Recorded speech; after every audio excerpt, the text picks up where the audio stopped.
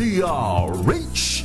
Sa latest survey ng Kantar Media na inilabas nitong January 2026, hindi lang sa Metro Manila, kundi pati rin sa Mega Manila. Patunay na DZRH lang ang inyong tunay at totoong pinagkakatiwalaan. Taos-puso po kaming nagpapasalamat sa inyong patuloy na pagtitiwala dahil ang DZRH, una sa Pilipinas, una sa Pilipino. Saan ka man sa mundo, tayo Pilipino. Tambalang Anthony Taberna at Jerry Baha ang gigising sa inyong umaga dahil lalatay ang humahagupit na diskusyon at komentaryo Lunes hanggang Biyernes sa 2x2.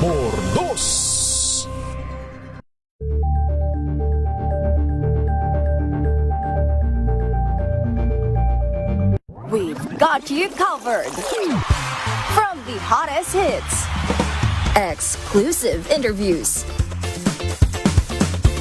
kilig to the bones fan meet experience, and hataw performances of your favorite stars. Saturdays, 12 noon, dito lang sa DZRH TV.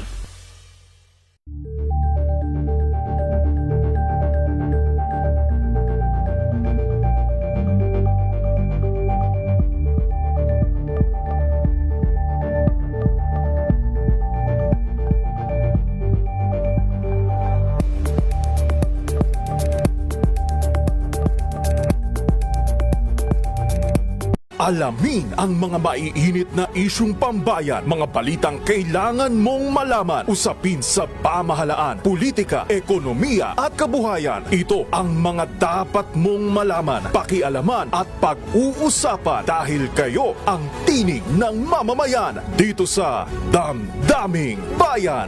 Live sa DZRH Radio, DZRH TV at DZRH Digital. Kasama sina Lakay, Deo Makalma at Elaine Apit. Araw-araw, Lunes hanggang Biyernes. Damdaming Bayan.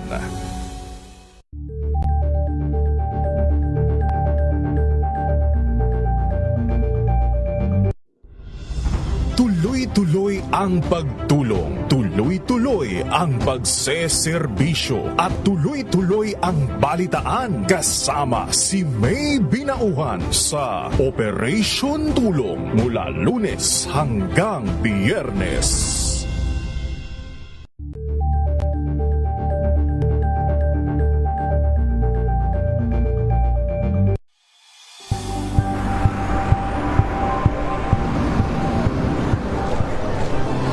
Ating mga eksperto dito lang sa Expert Opinion. Ito Ito po Better ang News. TNDS, trending and Isang battle show. kwento, iba't ibang anggulo. Dito sa Point of View. Bawat pananagutan ating tatalakayin dito sa Hoy. Bawal yan. Filipino, dito lang sa DZRH TV, match of entertainment and lifestyle. Ito ang MBC TV Network News. Una sa Pilipinas, una sa Pilipino.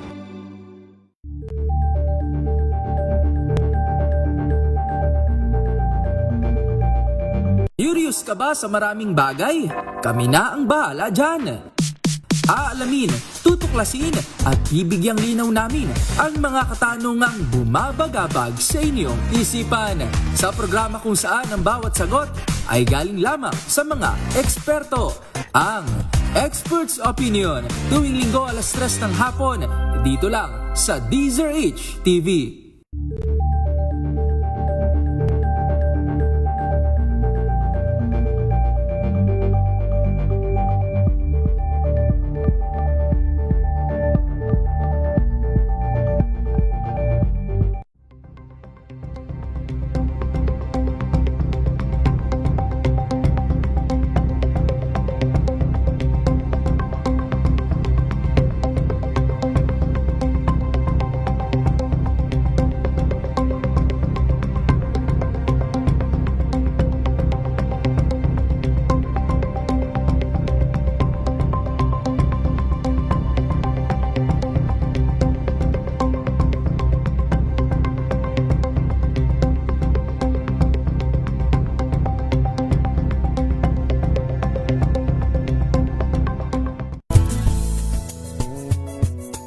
#1 na naman ang inyong DZRH sa latest survey ng Kantar Media na inilabas nitong January 2026. Hindi lang sa Metro Manila, kundi pati rin sa Mega Manila.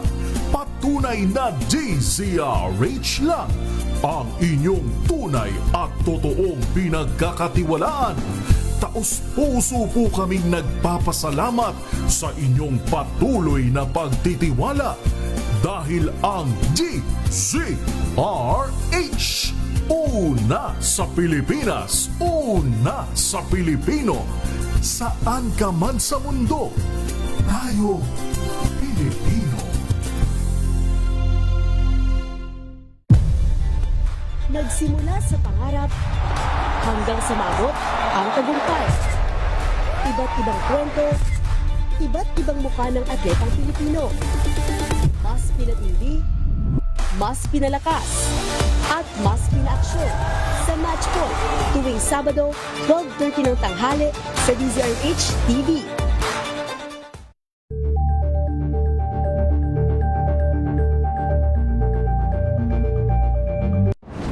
Kung good vibes ang hanap mo, dito ka na sa sigurado! Mula sa mga istoryang nagbibigay ng inspirasyon hanggang sa mga kwentong may dalang solusyon. Mga balitang pampagaan ang pakiramdam at papaganda ng araw. Hindi lang ba sa good news, kundi the better news.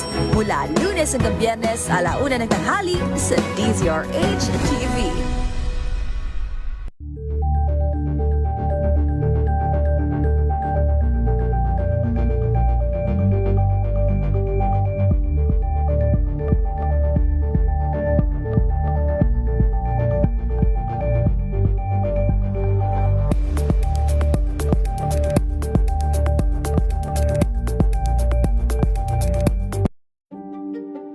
Buklatin ang mga pahina.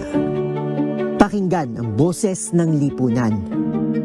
Tunghayan ang mga issue mula sa ibang katayuan. Nakakalungkot kasi deserve ba namin ng ganito? Na hindi nila alam kung ano talaga yung kanilang mga karapatan. Yung gobyerno, tinulungan nila yung kanilang magsasaka. Pinapatahimik tayong lahat using various laws. Through education, kayang-kaya nating baguhin yung ganitong klaseng pag-iisip. Isang kwento, iba't ibang anggulo. Dito, sa Point of View.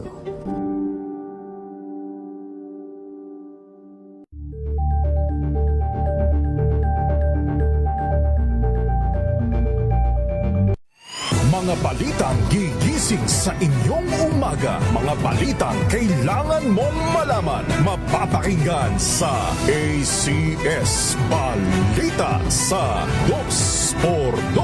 Kasama sina Anthony Taberna at Jerry Baha. Lunes hanggang Biyernes.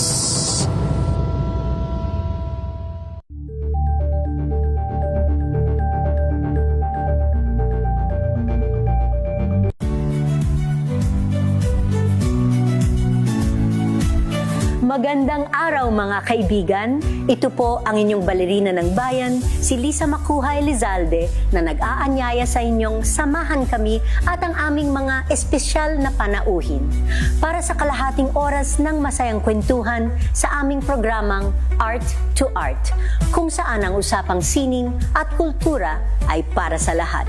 Huwag kaliligtaan, tuwing linggo, 3:30 ng hapon, dito lamang sa DZRH Radio, DZRH TV, at via online streaming.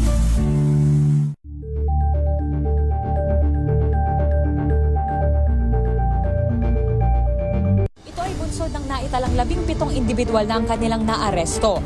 Metro Manila Development Authority o MMDA ang No Contact Apprehension Policy o NCAP sa Metro Manila. Sa ang ilang mga dokumento ay peke. Hindi rin legal ang employment na ipinangako sa kanila. Sa mata ng batas, mananagot ang sangkot at may sala. Dahil sa bawat paglabag, may karampatang parusa. Alamin ang mga pananagutan sa likod ng mga bawal. Dito sa Hoy! Bawal Yan! Tuwing Sabado, 11:30 ng umaga. Dito lang sa DZRH TV.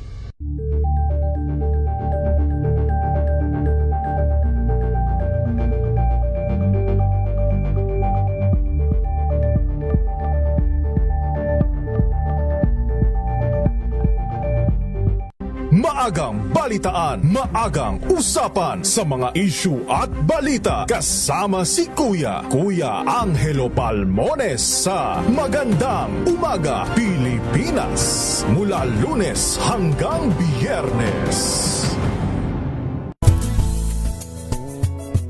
Number 1 na naman ang inyong DZRH sa latest survey ng Kantar Media na inilabas nitong January 2026. Hindi lang sa Metro Manila, kundi pati rin sa Mega Manila. Patunay na DZRH lang ang inyong tunay at totoong pinagkakatiwalaan. Taos-puso po kaming nagpapasalamat sa inyong patuloy na pagtitiwala dahil ang DZRH, una sa Pilipinas, una sa Pilipino. Saan ka man sa mundo, tayo Pilipino.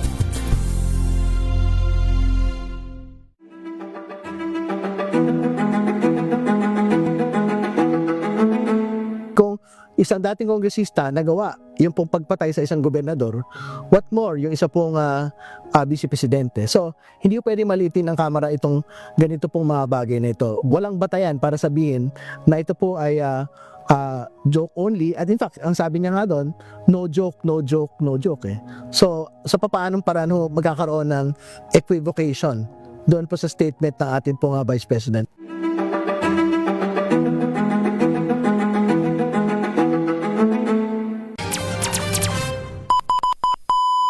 Oras sa buong Pilipinas, 10 minuto makalipas ang alas 9 ng gabi. Sabado na naman, tuwing Sabado, dapat sa poll ang pinag-uusapan at diskusyonan. Dapat swak ang pag-uusapan.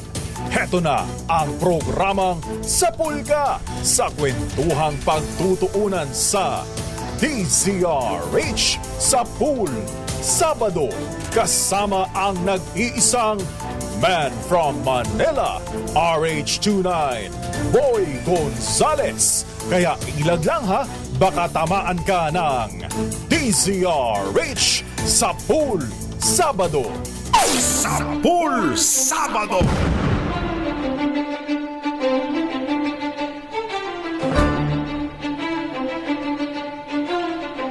Sapul Sabado!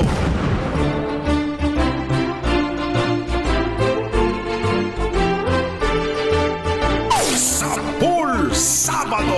Magandang gabi Luzon, Visayas at Mindanao sa ulo ng ating mga balita. Sapul Sabado! Higit 20 pesos na taas presyo sa mga produktong petrolyo asahan sa susunod na linggo. Sapul Sabado! Special election sa ikalawang distrito ng Antipolo City natapos na. Mananalong kandidato posibleng iproklama bukas ayon sa COMELEC. Sapul Sabado!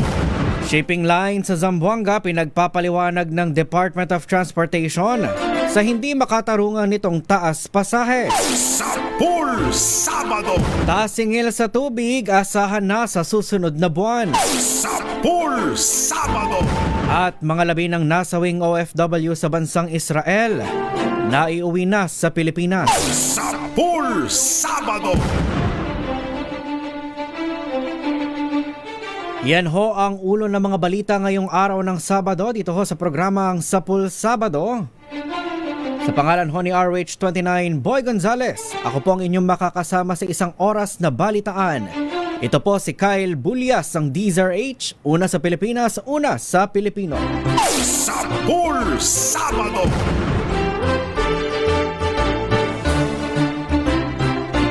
Alas 9:12 na ho ng gabi sa detalye ho ng ating mga balita.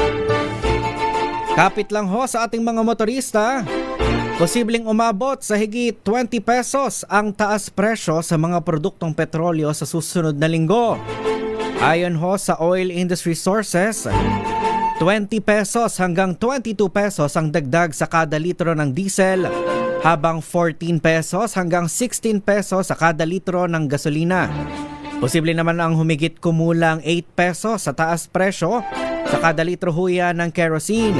Ang pagtayan ng industry sources ay batay sa 5 araw na kalakalan sa world market na itinutulak pa rin ng gyera sa gitnang silangan. Sapul Sabado! Samantala, pinag-aaralan ng LTFRB na gawing digital ang pamamahagi ng fuel subsidy para hindi na magtiis sa mahabang pila ang mga tsuper at operator. Ayon ho kay LTFRB Chair Vigor Mendoza II, kinakausap na nila ang mga electronic money issuers o EMIs, yung mga digital wallet apps na accredited ng Bangko Sentral ng Pilipinas para maging katuwang sa distribusyon ng 5,000 pesos na fuel subsidy. Giit ng ahensya, sa ganitong pamamaraan ay mas mapapabilis ang pagdating ng pera sa mga benepisyaryo at mas magiging transparent ang listahan. Dadaan muna sa validation process ang mga EMIs upang matiyak ang kanilang kakayahan sa digital transactions. Una nang inanunsyo ni Transportation Secretary Giovanni Lopez na sisimula na pamamahagi ng fuel subsidy sa susunod na linggo. Sapul Sabado! Ipamamahagi ang ayuda ng DSWD para sa mga tricycle driver sa Maynila sa darating na March 17, araw ho yan ng Martes. Ayon kay Manila Department of Social Welfare Director J. Reyes de la Fuente, ang kanilang tanggapan na magiging tagapamagitan ng DSWD at ng mga samahan ng transport sector. Paliwanag ni De La Fuente, ang listahan ng mga benepisyaryo kasamang ilang personal na impormasyon ay magmumula sa Tricycle Regulatory Unit o TRU, sa mga samahan ng TODA at ng jeepney drivers. Dagdag pa ng opisyal, tanging ang mga rehistradong miyembro ng TODA o transport groups ang maaaring makinabang sa programa dahil sila lamang ang may opisyal na record sa mga lokal na pamahalaan. Samantala, sabay-sabay na isasagawa ang pamamahagi ng ayuda sa lahat ng distrito ng Maynila simula ho yan alas 7 ng umaga hanggang sa hapon. Sapul Sabado! Kaugnay pa rin ng balitang yan, hindi sapat ang tigli 5,000 pisong halaga ng fuel subsidy para sa mga nasa sektor ng transportasyon sa gitna ng krisis sa langis. Sa panayam sa programang Special on Saturday, sinabi ni Ibon Foundation Chief Executive Sonny Africa na hindi sapat ang 5,000 piso kung patuloy lamang ding tataas ang presyo ng krudo. Ayon kay Africa, bukod sa maliit na halaga ay iilan lamang din ang makatatanggap ng tulong mula sa pamahalaan, kaya nananatiling kawawa ang mga tsuper sa bansa. Hindi naman na natutulungan.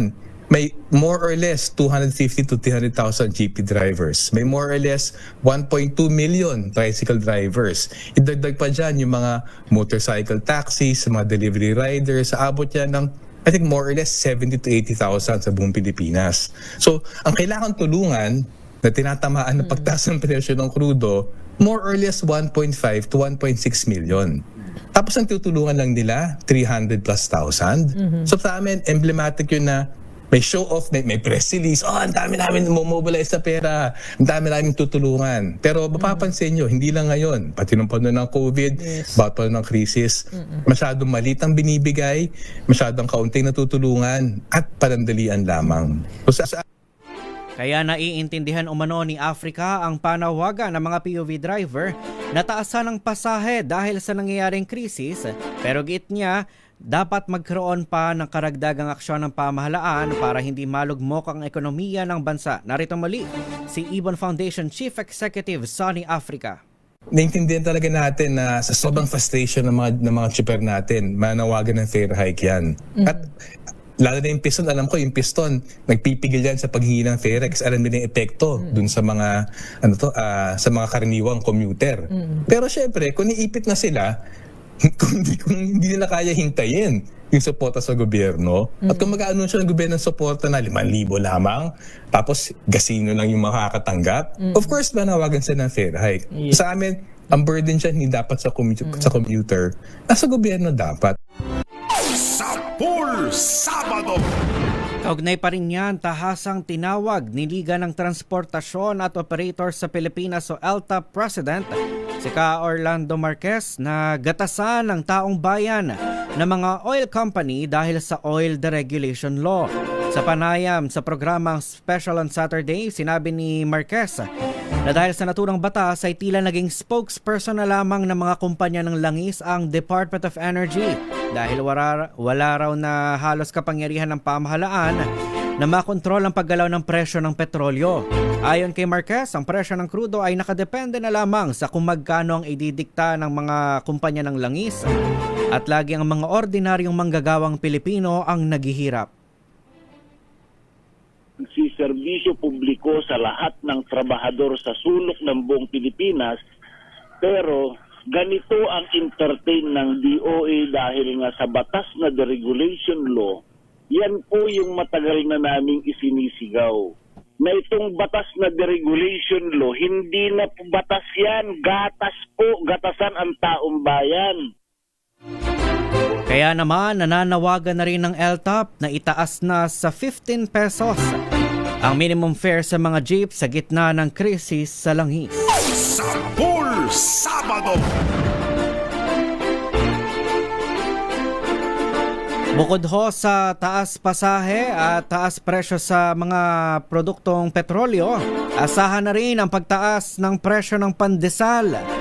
Sa mga susunod na araw, dulot na rin niya ng patuloy na pagtaas ng presyo ng petrolyo. Sa panayam pa rin ng programang Special on Saturday, sinabi ni Chito Chavez, presidente ng Asosasyon ng Panaderong Pilipino, na apektado rin daw ang mga panaderya sa bansa ng krisis sa langis, lalo na para sa mga community bakery. Ayon kay Chavez, hindi mababago ang quality ng mga pandesal o baked goods. Pero posibleng lumiit ang mga ito dahil sa lalo pang pagtaas ng presyo ng raw materials. Yung mga community bakery na nandoon sa mga mahihirap na lugar, yung mga community-based bakery, yun yung nagkakaroon ng pag-a-adjust sa laki ng kanyang tinapay o laki ng kanyang pandesal dahil nahihirapan ang consumer sa lugar na iyon sa kanilang pagbili. Kinakailangan huwag tumaas ng malaki ang tinapay. Para hindi tumaas ng malaki ito, paliliitin ng konti. Pero sigurado hindi nagbabawas ng ingredient dahil mabaapektuhan ang kalidad ng ating tinapay. Sapul Sabado! Alas 9:20 na ho ng gabi, aaprobahan na sa Senado sa susunod na linggo ang panukalang magbibigay ng emergency power kay Pangulong Bongbong Marcos na suspendihin o bawasan ang excise tax sa produktong petrolyo. Ito ang tiniyak ni Senate President Vicente Sotto III. Sa gitna ng pagtaas ng presyo ng langis, dulot ng nagpapatuloy na tensyon sa Middle East at matapos sertipikahang urgent ni Pangulong Marcos ang nasabing panukala. Paliwanag naman ni Senate Majority Leader Juan Miguel Zubiri, dahil sertipikado na ito bilang urgent bill, mabilis na itong maaaprobahan ng mataas sa kapulungan at hindi nakakailanganing sumunod sa 3-day rule sa pag-aaproba ng panukala. Ibig sabihin, pwede na itong maaaprobahan sa ikalawa at ikatlong pagbasa sa loob lamang ng iisang araw.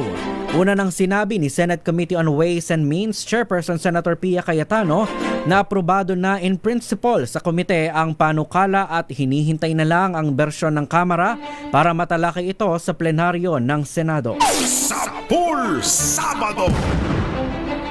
Sa iba pa natin mga balita, libo-libong botante ang nakiisa sa special elections sa ikalawang distrito ng Antipolo City para sa posisyong nabakante ng yumaong si Congressman Romy Acop.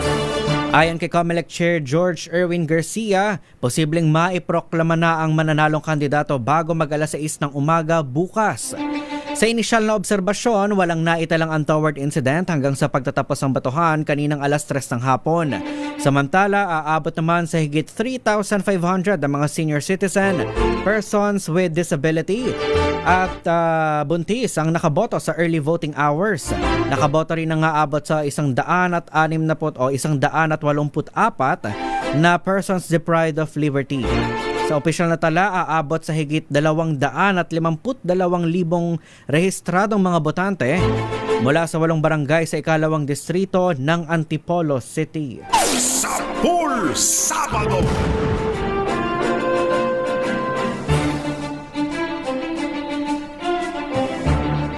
Hindi saklaw ang mga guro sa pampublikong paaralan sa implementasyon ng work from home o tuwing araw yan ng Biyernes. Ayon sa Department of Education o ayon kay Department of Education Undersecretary Fatima Lip, panuntungan, ang work from home at 4-day workweek arrangement ay para lamang sa mga non-teaching at related teaching personnel sa opisina ng DepEd. Sa ilalim ng Memorandum Circular No. 114 na pinirmahan ni Ralph Recto, inaatasan ng mga ahensya na magpatupad ng 4-day on-site workweek o isang designated na araw para sa work from home setup upang mabawasan ang paggamit ng enerhiya at transport fuel. Para sa DepEd, adaptado ang 4-day on-site schedule mula araw ng Lunes hanggang Huwebes at itinakda ang Biyernes bilang karaniwang araw ng work from home para sa mga opisina. Dagdag ni Panuntongan, pansamantalang suspinde ang work from home para sa school-based non-teaching at related teaching personnel hanggang sa karagdagang abiso upang masiguro ang maayos sa pagdaraos ng end-of-school year activities. Sabor Sabado! Babalikan ho natin ang detalye ng iba pa nating mga balita. Ilan po muna mga paalala, Pilipinas ang ating oras, alas 9:24 ng gabi.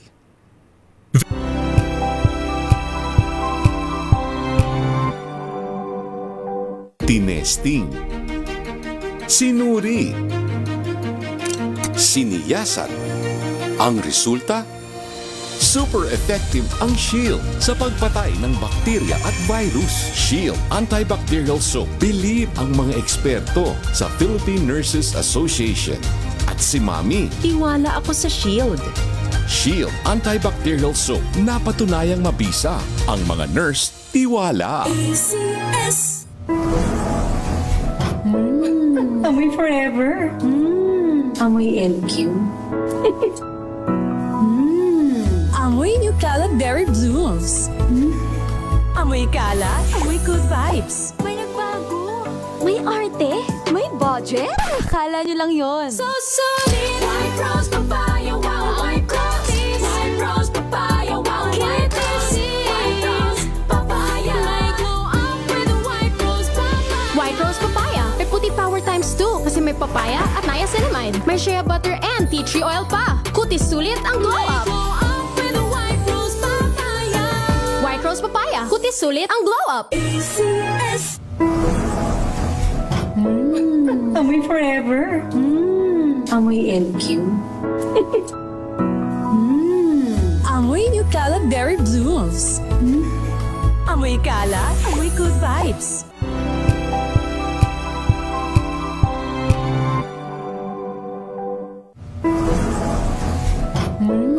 Amoy forever. Amoy LQ.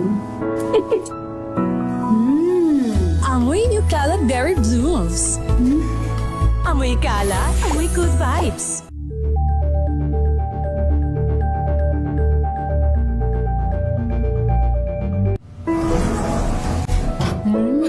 Amoy forever. Amoy LQ. Amoy New Caleb Berry Blooms. Amoy kalat, amoy good vibes.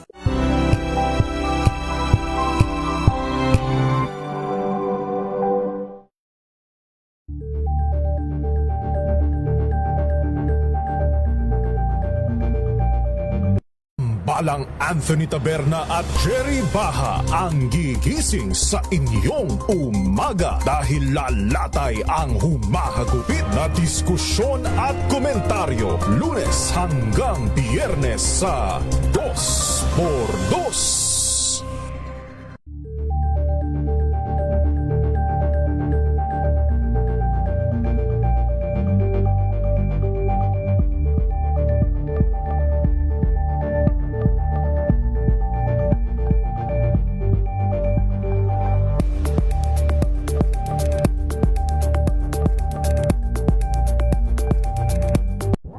Got you covered. From the hottest hits, exclusive interviews, kilig to the bones fan meet experience, and hataw performances of your favorite stars. Saturdays, 12 noon, dito lang sa DZRH TV.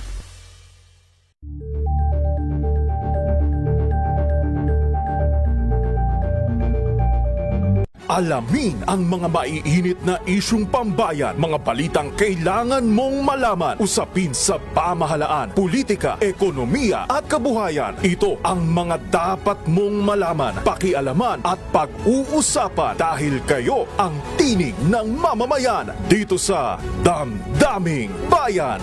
Live sa DZRH Radio, DZRH TV at DZRH Digital. Kasama sina Lakay, Deo Macalma at Elaine.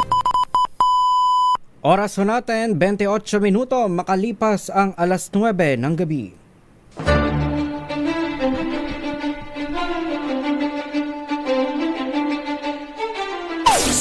Pulse! Nagbabalik ho ang programang Sapul Sabado. Ako pa rin ang inyong nakakasama ngayong gabi. Minus pa rin kay RH29 Boy Gonzales.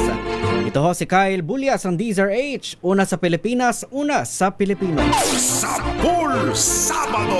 Sa pagpapatuloy ho ng ating balitaan, pinagpapaliwanag ng Department of Transportation ang isang shipping line sa Zamboanga dahil sa hindi umano makatarungang taas pasahe. Iniutos si Transportation Secretary Banoy Lopez ang pag-issue ng show cause order sa shipping line matapos umanong tumaas ang kanilang pamasahe ng 140%. Paliwanag ni Lopez, hindi dahilan na pagiging deregulated ng mga shipping line para itaas sa hindi makatwirang presyo ang pamasahe. Babala ng kalihim kapag lumabag ang mga shipping line sa kautusan ng DOTR at Marina at lumagpas sa 20% ang fare increase ng shipping vessels, papatawan nito ng kaukulang parusa. Sapul Sabado!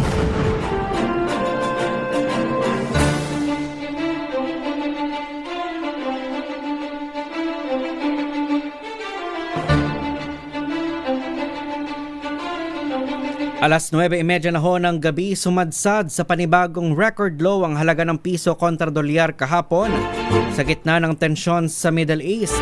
Batay sa datos ng Bangko Sentral ng Pilipinas, nagsara ang piso sa 59 pesos and 73 centavos per dollar, mas mahina ng 35 centavos kumpara sa 59 pesos and 38 centavos noong araw ng Huwebes. Nalampasan nito ang naunang pinakamahinang record na 59 pesos and 50 centavos per dollar noong March 9. Ayon kay Michael Ricafort, Chief Economist ng Rizal Commercial Banking Corporation, isa sa mga dahilan ng paghina ng piso ang pagtaas ng presyo ng langis sa pandaigdigang merkado dahil sa pangamba sa supply dulot ng kaguluhan sa Middle East. Sinabi naman ni Eli Remolona Jr. na patuloy na kumikilos ang BSP sa foreign exchange market upang maiwasan ng bigla ang pagbagsak ng halaga ng piso. Sapul Sabado! Samantala, asahan na ang bahagyang pagtaas ng singil sa tubig sa Metro Manila at mga karatig probinsya simula sa susunod na buwan. Ayon sa Metropolitan Water Works and Sewerage System Regulatory Office, tataas ng 4 na sentimo kada cubic meter ang singil ng Manila Water Company at 9 na sentimo kada cubic meter naman para sa Maynilad Water Services. Katumbas ito ng dagdag na 14 centavos sa buwan ng bill ng Manila Water customers na gumagamit ng 10 cubic meters o mas mababa, habang 29 centavos naman para sa 20 cubic meters at 58 centavos para sa 30 cubic meters. Samantala, tataas naman ng 27 centavos ang bill ng Maynilad customers na gumagamit ng 10 cubic meters, piso para sa 20 cubic meters na mga kabahayan at 2 piso naman at 7 sentimo para sa 30 cubic meters. Ipinaliwanag ng Metropolitan Water Works na ang rate adjustment ay kaugnay ng Foreign Currency Differential Adjustment o FCDA para sa ikalawang quarter ng 2026. Ayon kay Patrick Leserty, patuloy na titiyakin ng ahensya na mananatiling abot kaya, accessible at patas ang serbisyo ng tubig para sa mga customer. Sapul Sabado! Posibleng lumobo ng 2 piso hanggang 4 na piso kada kilowatt hour ang singil naman sa kuryente sa buwan ng Abril. Bunsod yan na nagpapatuloy na tensyon sa Middle East at epekto ng pagpasok ng dry season o panahon ng tag-init. Paliwanag ni Energy Regulatory Commission Chairman at CEO Francis Saturnino Juan, bukod kasi sa epekto ng sigalot sa gitnang silangan, kadalasang tumataas din ang demand sa kuryente tuwing summer. Sa senaryong inilatag ng Independent Electricity Market Operator of the Philippines, tinukoy ang pagtaas ang presyo ng coal, natural gas, gayon din ho ng langis dahil sa nasabing giyera. Bunsod nito, inaasahang magtataas din ang singil ang mga thermal generators upang mabawi ang mas mataas na gasto sa fuel cost na magdudulot ang mas mabigat na bayarin sa kuryente para sa mga consumer sa susunod na buwan. Sapul Sabado! Alas 9:33 na ho ng gabi, dumating na sa Pilipinas ang aabot sa higit 400 Pilipino mula sa United Arab Emirates sakay ng government charter flight. Ayon kay Migrant Workers Secretary Hans Leo Kakdak, lumapag ang B747-400 flight pasado alas 12 kaninang tanghali sa NAIA Terminal 3. Lula ng eroplano ang 442 Pinoy, kabilang ang higit sa 200 overseas Filipino workers. Samantala, isa pang charter flight mula naman sa Saudi Arabia, Kuwait at Bahrain ang nakatakdang dumating sa bansa sa araw ng linggo bukas, sakay naman ng higit sa 300 mga OFW. Sapul Sabado!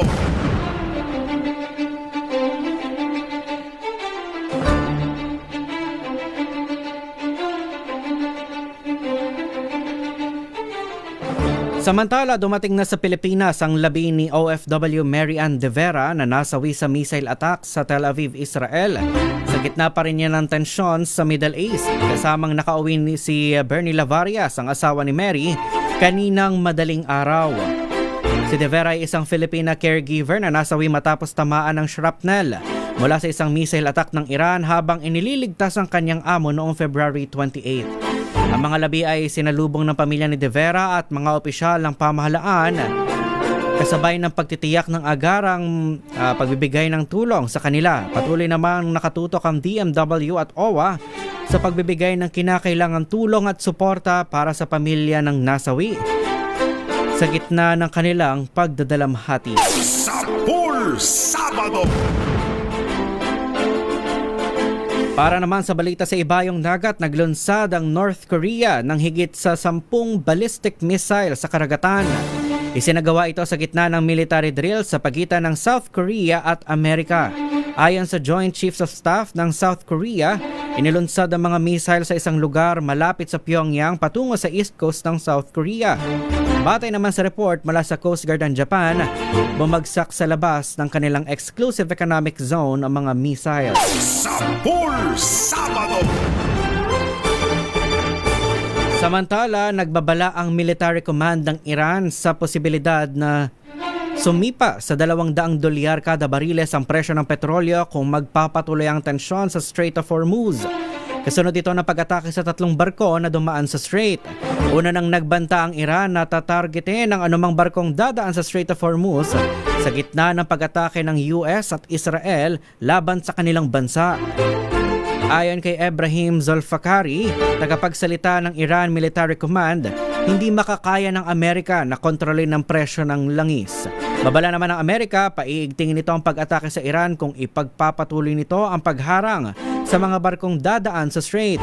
Samantala, pinag-aaralan naman ng International Energy Agency ang posibleng pagpapalabas ng 400 milyong bariles ng langis mula yan sa Global Strategic Reserves upang patatagin ang supply ng petrolyo. Sapul Sabado!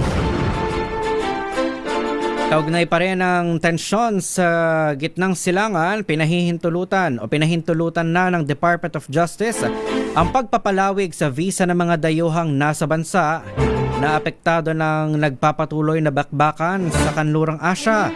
Sa kautusan ni Justice Secretary Eric Vida, bibigyan ng visa relief ang mga foreign national na hindi makaalis ng bansa dahil sa mga kanseladong flights dulot ng sigalot. Dahil dito, papayagan ng mga dayuhang nag-expire ang visa noong February 28 na manatili sa Pilipinas hanggang April 1. Hindi na rin sila pagbabayari ng anumang fees at iba pang mga multa dahil sa pananatili sa Pilipinas. Sapul Sabado!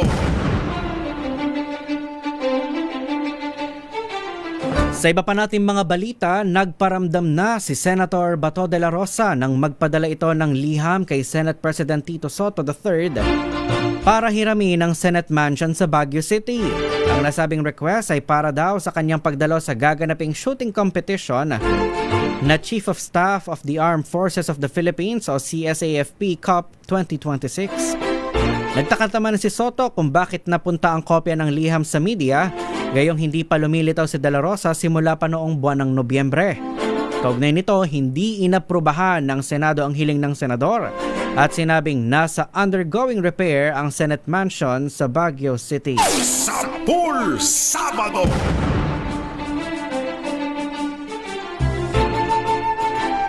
Samantala, suportado ng nakararaming Pilipino ang pagpasa ng batas na magbabawal sa political dynasty sa bansa. Ayon yan sa pinakahuling survey ng Pulse Asia. Sa survey na isinagawa mula noong February 27 hanggang March 2, lumabas na 64% ng mga respondent ang pabor sa batas na magbabawal sa political dynasty habang 17% ang tutol at 19% naman ang hindi pa makapagpasya. Pinakamataas ang suporta sa Balance Luzon na may 74%, sinundan ng Visayas na may 73% at Metro Manila na may 69%. Pinakamababa naman ang suporta sa Mindanao kung saan 32% lamang ang pabor, 39% ang tutol sa panukalang batas. Sa mga sumusuporta o hindi pa desidido, 76% ang nagsabing dapat saklawin ng batas ang parehong national at local government positions. 11% naman ang nais na sa national positions lamang ito maipatupad. Samantala, ikinatuwa ni Congressman Percy Sandanya ang resulta ng survey at sinabi nitong dapat magsilbing wake-up call sa Kongreso upang maipasa na ang panukalang Comprehensive Anti-Political Dynasty Law matapos umano ang halos 40 taong pagkaantala. Sapul Sabado! Pinaiimbestigahan na ni Bureau of Corrections Chief Director Gregorio Catapang Jr. ang umano'y malahotel na pasilidad sa loob ng Sablayan Prison and Penal Farm sa Occidental, Mindoro. Kasunod dito ng napaulat na ginagamit umano ito ng ilang high-value foreign prisoner na karamihan ay mga Chinese national upang mamuhay ng masarap kahit nasa piitan. Batay sa alegasyon, may isang gusali na tinatayang may 10 VIP rooms na kompleto pa sa aircon at iba pang komportableng pasilidad ang pinauupahan umano kada araw. Sinasabing pinapayagan din ang pagpasok ng ilang kontrabando tulad ng alak at sigarilyo sa loob ng compound. Sapul Sabado! Sugatan ang 11 estudyante matapos sumabog ang isang portable butane stove habang nagdiriwang ng kaarawan sa loob ng isang kainan sa Dagupan City, Pangasinan. Batay sa ulat, nagkayayaan ang mga estudyante na kumain sa isang restaurant sa barangay Karanglaan matapos sa kanilang klase upang ipagdiwang ang birthday ng isa nilang kasama. Habang kinakantahan na umano ang may birthday, biglang sumabog ang portable butane stove sa kanilang mesa dahil sa pinaniniwalaang gas overpressure. Ayon naman kay Police Captain Eric De La Cruz, Commander ng Dagupan City Police Station 2, nagtamo ng mga lapnos o paso ang mga estudyante at agad na isinugod sa ospital. Sa 11 biktima, 8 ang nananatiling nakakonfine, habang 2 naman sa kanila ang nagtamo ng malubhang pinsala at kinakailangan sumailalim sa operasyon. Sapul Sabado! Yan na ho ang kabuuan ng ating balitaan dito sa Sapul Sabado. Magbabalik ho ang ating programa pagkatapos lamang po ng ilang mga paalala. Pilipinas ang ating oras, alas 9:42 ng gabi.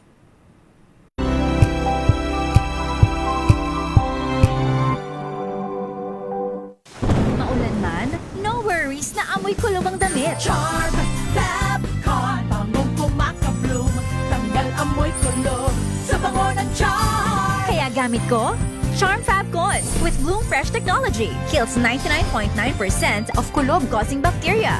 May aroma burst pa of thousands of flowers and berries. Ang sampay sa loob, no amoy kulob. Bangong kumakabloom sa charm. Charm Fabcon.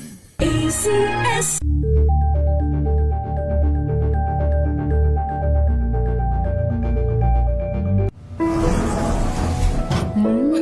Amoy forever.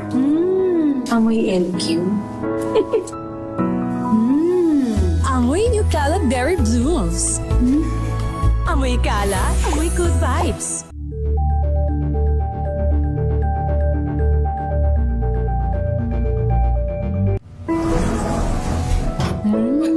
Amoy forever. Amoy LQ. Amoy New Cala Berry Blooms. Amoy Cala, amoy good vibes.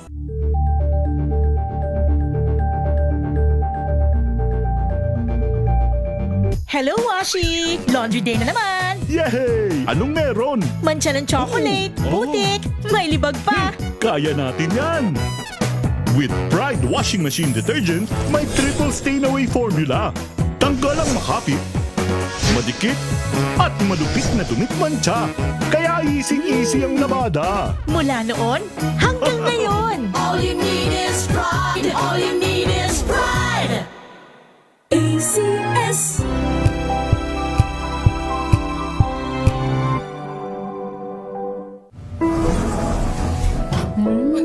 Amoy forever.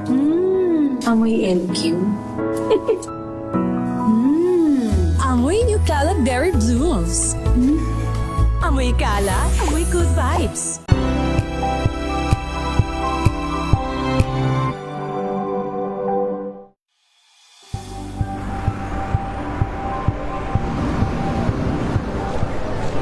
Pa rin ang ating mga eksperto. Dito lang sa Expert Opinion. Ito ang The Better News. TNDS. Trending and Isang kwento, iba't ibang anggulo. Dito sa Point of Bawat pananagutan at itatalakayin dito sa Hoy. Bawal yan. Pilipino, dito lang sa Deezer HTV, Match of Entertainment and Lifestyle. Ito ang MBC TV Network News. Una sa Pilipinas, una sa Pilipino.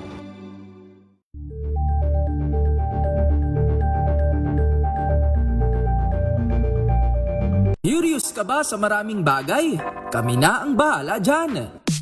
Aalamin, tutuklasin at bibigyang linaw namin ang mga katanungang bumabagabag sa inyong isipan.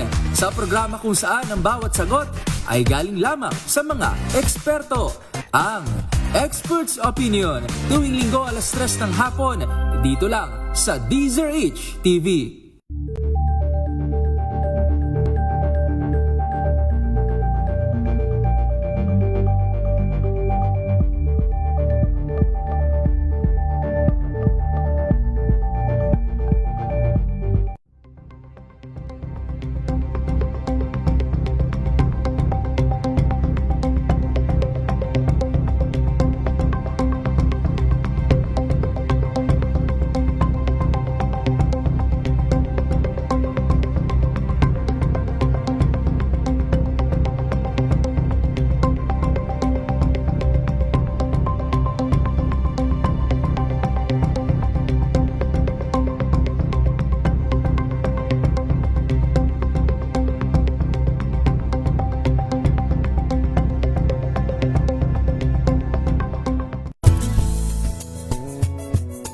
Number 1 na naman ang inyong DZRH sa latest survey ng Kantar Media na inilabas nitong January 2026.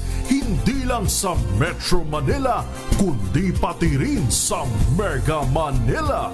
Patunay na DZRH lang ang inyong tunay at totoong pinagkakatiwalaan.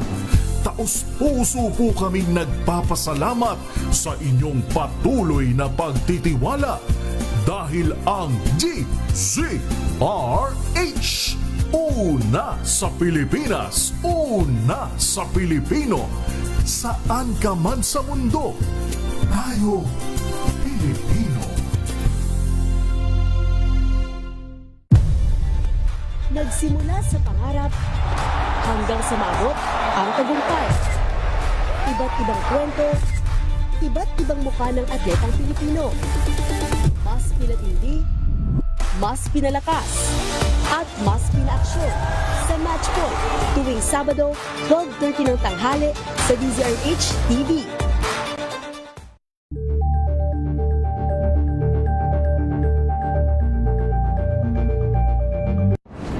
Kung good vibes ang hanap mo, Dito ka na sa Sigurado! Mula sa mga istoryang nagbibigay ng inspirasyon hanggang sa mga kwentong may dalang solusyon. Mga balitang pampagaan, pakiramdam at pampaganda ng araw. Hindi lang ba sa good news, kundi the better news. Mula Lunes hanggang Biyernes, 1:00 ng tanghali sa DZRH TV.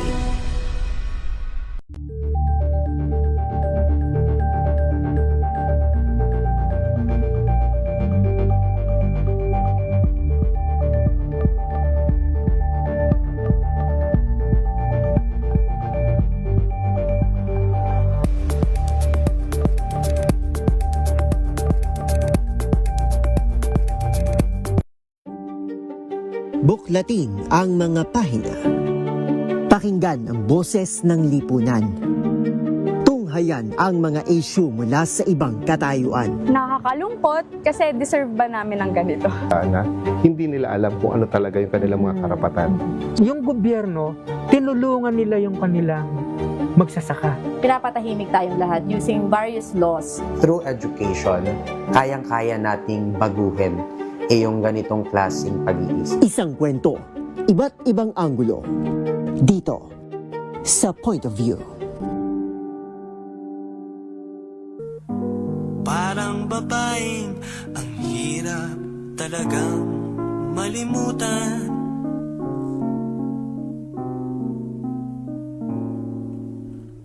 Ikaw lamang ang aking laging pinabalikan.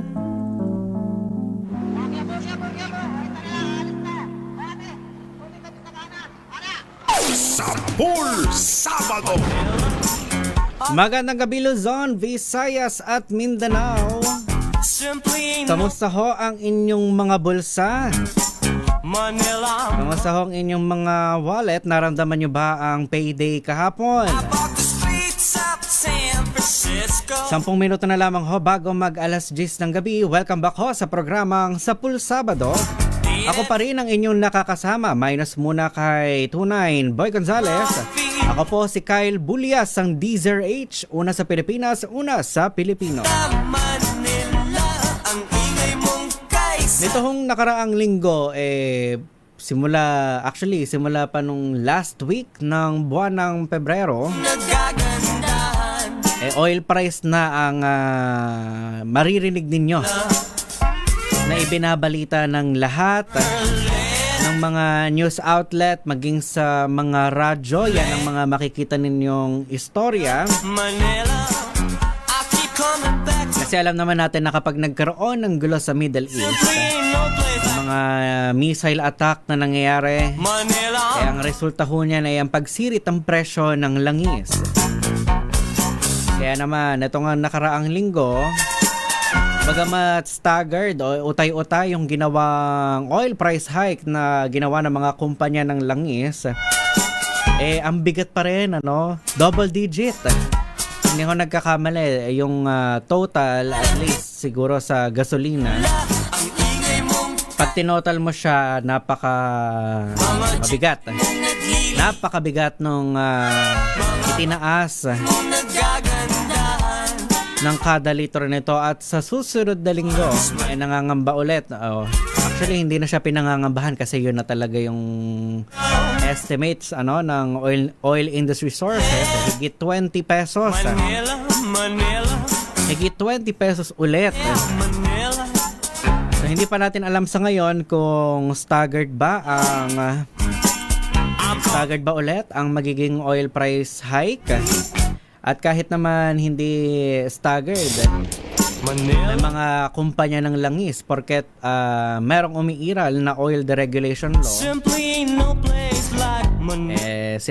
medyo sinasamantala yung pagkakataon na yung ganitong pagkakataon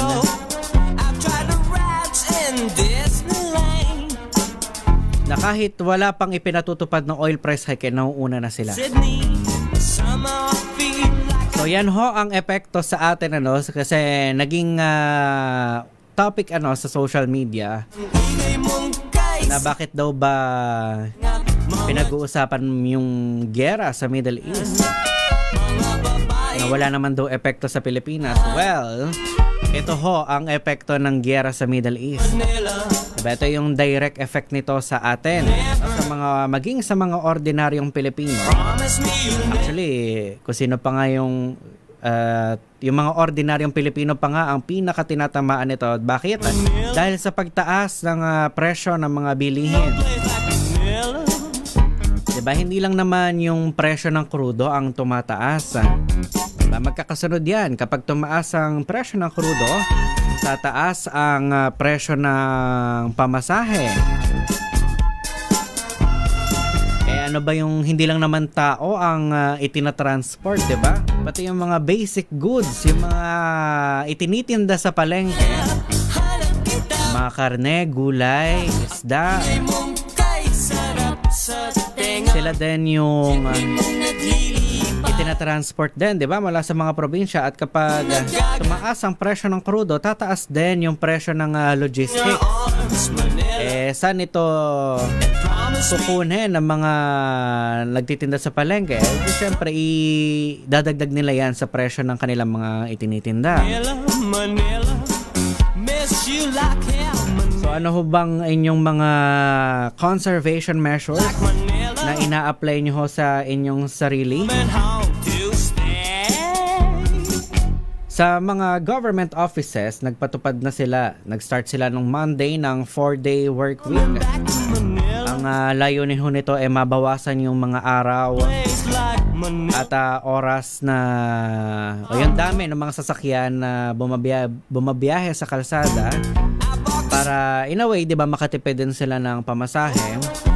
Pero ang hirap din kasi kapag nasa bahay ka, may mga tao na ganoon mas nagiging magastos sila pag naroon sila sa kanilang mga bahay. Kasi syempre Google din sila ng pang-internet. Yung kuryente, lalo ngayon. Bagamat medyo malamig pa, enjoyin na ho ninyo yung huling bugso ng hanging amihan. Dahil pagkatapos ho niyan, alam nyo naman kung dito sa Pilipinas, kung malamig, talagang malamig. At kung mainit, talagang napakainit. Nakakapangamba kasi yung pag ganitong panahon, usually mas tumataas yung demand sa kuryente. Siyempre, kailangan din natin ng tubig. Kasi yan yung mga pamamaraan natin para maibsan yung init na panahon. Katulad niyan, sa ibinabalita natin kanina, magkakaroon ng taas singil sa tubig sa susunod na buwan. Gayon din ho sa kuryente. At speaking of tubig, meron ho dito sa bahagi ng sukat sa Muntinlupa City. Gayon din ho sa BF Homes, sa Marcelo Green, San Antonio, San Isidro sa Parañaque City. Ay, abiso ho posible hong magkaroon ng posible hong humina or baka mawalan talaga kayo ng supply ng tubig. Simula ho yan sa March 14. Nagsimula na siya kaninang umaga hanggang bukas ho yan ng alas 2 ng madaling araw. Ito po ay dahil daw sa biglaang pagbabago ng kalidad ng tubig.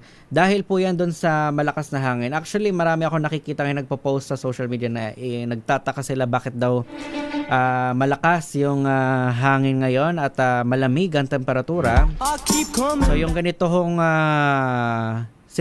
yung ganitong pangyayari, naka-apekto din ho ito doon sa kalidad ng tubig dyan ho sa Laguna de Bay.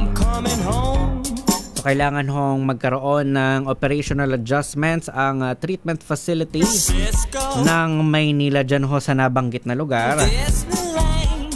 Pero para ho sa mga customers, sa mga consumer ho ng Maynila, dyan sa ilang portion ng Muntinlupa at Parañaque, magde-deploy naman daw ng mga mobile tankers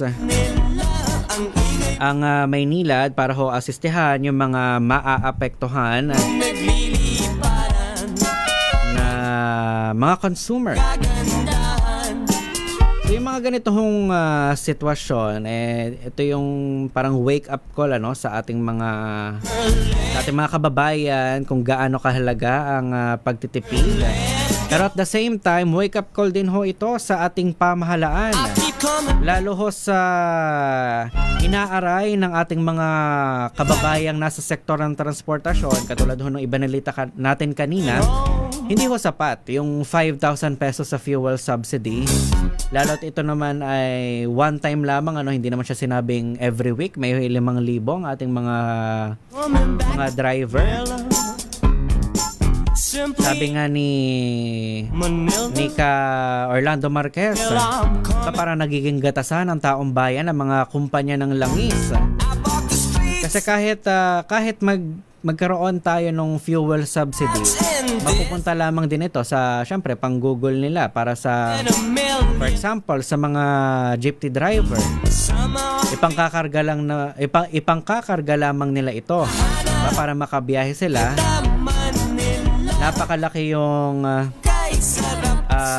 Napakalaki nung gastos nila versus dun sa maliit na kanilang kinikita. Kaya syempre ang panawagan nila magkaroon ng taas pasahe. At ito ang inilutang ni Secretary Giovanni Lopez. Panayam ho ng DZRH. Sinabi niya na dedesisyonan na ho sa susunod na linggo yung taas pasahe. Kasi meron ng nakabinbin na petisyon para ho sa oil price hike. Pero ngayon, kailangan itong pag-aralan pang mabuti kasi kailangan maging makatwiran. Diba? Hindi na siya maiiwasan yung taas pasahe. Kailangan na siyang maipatupad bilang tulong na rin sa mga kababayan nating mga tsupera. Pero syempre, papasanin na naman ito ng mga ordinaryo nating kababayan, ng mga nagko-commute. So it's a wake-up call sa ating pamahalaan na pag-igihin pa yung ating public transportation system. Diba? Kailangan mabawasan din yung demand sa fuel. Kung maganda naman kasi talagang ating mass transport system, lalo yung ating mga railways, pati yung EDSA busway, napakarami hong natutulungan itong mga kababayan. Anyway, siguro sa panig ho ng Maynila, minsan kasi hindi ho sapat yung mobile tankers na ating idine-deploy sa dami ho ng ating mga kababayang nakatira dyan sa tatamaan ho ng water interruption. Baka pati itong sa yung mga ganitong sitwasyon hindi naman ito siguro inaasahan, kaya nagkaroon ng changes sa kalidad ng tubig dyan sa Laguna de Bay. Baka kayang supplyan mula sa La Mesa Dam bilang siguro alternative na din para maiwasan yung ganitong napakatagal, napakahaba 18 hours na walang supply ng tubig. Mabuti na lang siguro, ewan ko lang kung anong temperatura dyan sa bahagi na sa Southern Metro Manila. Kung buti na lamang hindi ganun kainit kanina. So hopefully hindi na humaba pa yung oras ng water interruption dyan.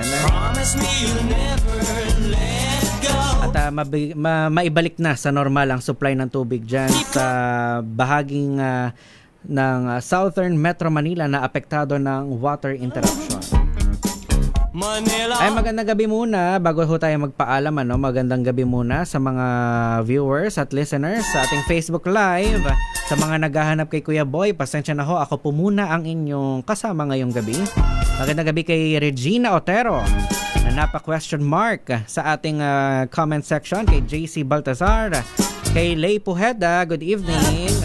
Kay Eduardo Narvaez, Rina Alcantara Meli from Nakona. Yan. Magandang gabi kay Kuyang Bryson John Recto, kay Margarita Guevara. Good evening po kay Kuyang Johnny Fariolen Treyes. Ayan, watching from Santa Fe, Bantayan Island sa Cebu. Ayan, sa ating mga former interns kay Naomi at kay Alvin Hernandez. Ayan, good evening. Maraming salamat sa inyong pag-tune in sa ating programa. kay Kuya Antonio Carrasco. Magandang gabi din kay Kuyang Belen Ledesma. Ay maraming salamat ho sa pagtutok niyo sa ating programa at sa kanina nakasama niyo din ako sa DZRH Boom Balita. Yan, magkarinigan ho tayo tuwing araw ng Sabado, alas 5 ho ng hapon yan, DZRH Boom Balita at of course ang Hanap Buhay Diaries tuwing alas 7 naman ng gabi. Ako po muli ang inyong nakasama, ito ho si Kyle Bulias ng DZRH, una sa Pilipinas, una sa Pilipino. Sunod na ho ang programang Gabi ng Misteryo. Kasama niyo ho dyan sila kay Ray Sibayan. Oras ho natin, 3 minuto makalipas ang alas 10 ng gabi.